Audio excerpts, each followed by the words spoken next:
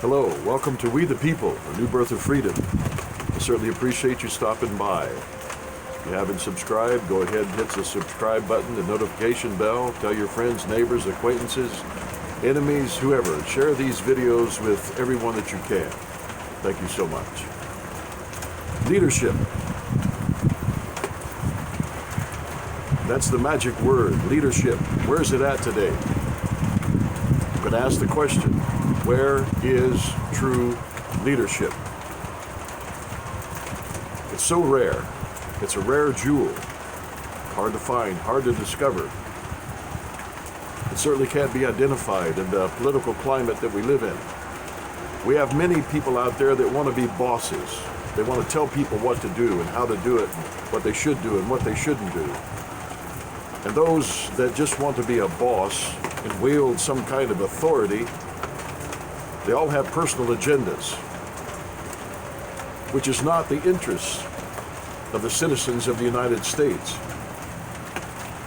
Oh yeah, they woo people, they deceive people by their emotional pleas and their lies, their deception. They they fabricate a facade, a veneer of being sincere, but it's all fake. They're liars. You've heard me say before that 10% of those elected representatives are probably true patriots, true American patriots that love the Declaration of Independence, the Constitution, and the Bill of Rights, and love the American people. Another 10% are totally, completely, reprehensibly corrupt. The other 80%, well, they wish they could be true American patriots. That's just a suggestion, but it's kind of a rule of thumb that I go by.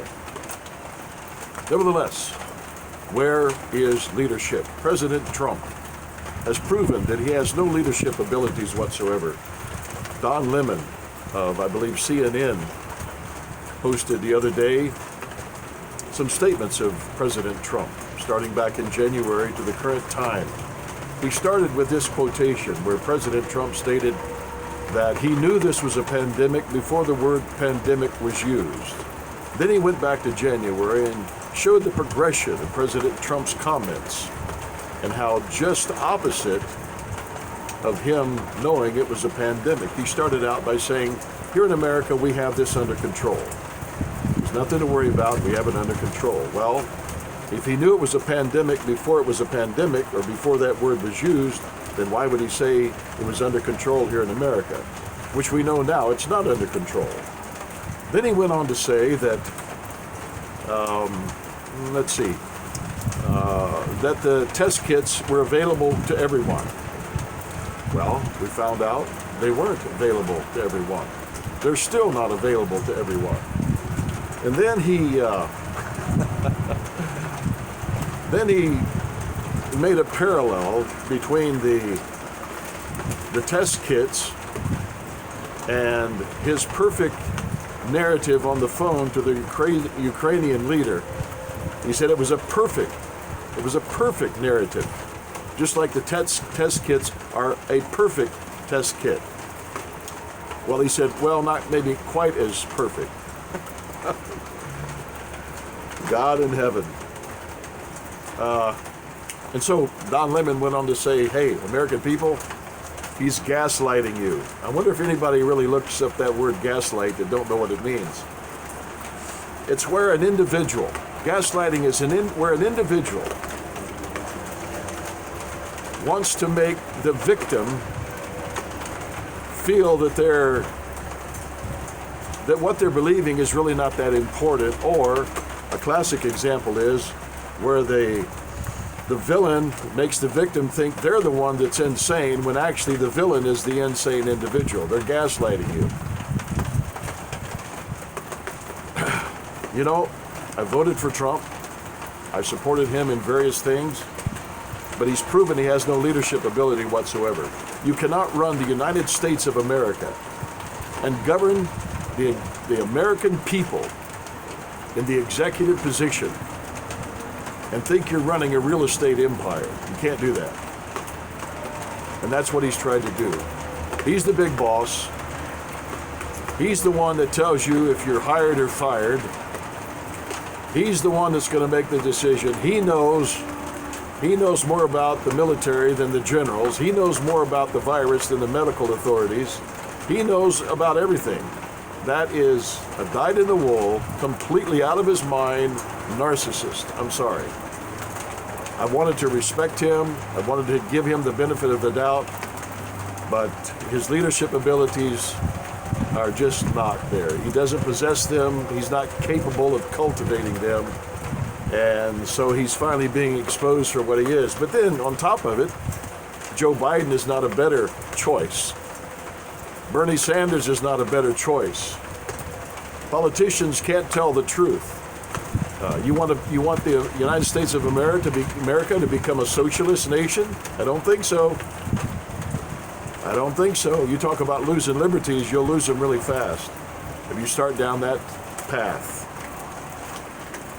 What we need is an American patriot that doesn't give a shit about political parties, but loves the American people, loves the Declaration of Independence, adheres to the Constitution and the Bill of Rights, and has one vision and one mission, is to see the American people experience a new birth of freedom.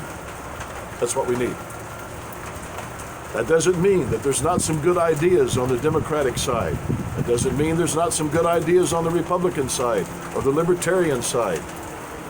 But we've had enough of cultic political parties where the cult leader is just drawing disciples unto himself to push his agenda. A true American president has no agenda. His mission, his vision can be found in the Declaration of Independence, the Constitution, and the Bill of Rights. Period. Everything he says, everything he does, everything he promotes, everything he wants to progress to can be founded in those charters of liberty. That's the guiding light. Those are the crown jewels of America.